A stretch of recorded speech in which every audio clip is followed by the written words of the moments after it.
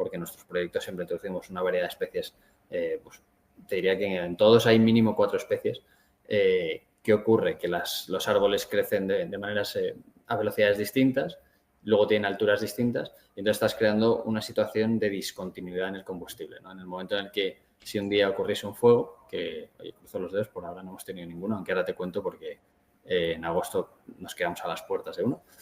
En el momento que creas esa discontinuidad en el combustible, pues se lo estás poniendo muy complicado al fuego, ¿no? Ya tiene que pegar saltos más grandes, ya tienen que ser condiciones ambientales mucho más adversas para que eso se pueda dar, ¿no? Entonces,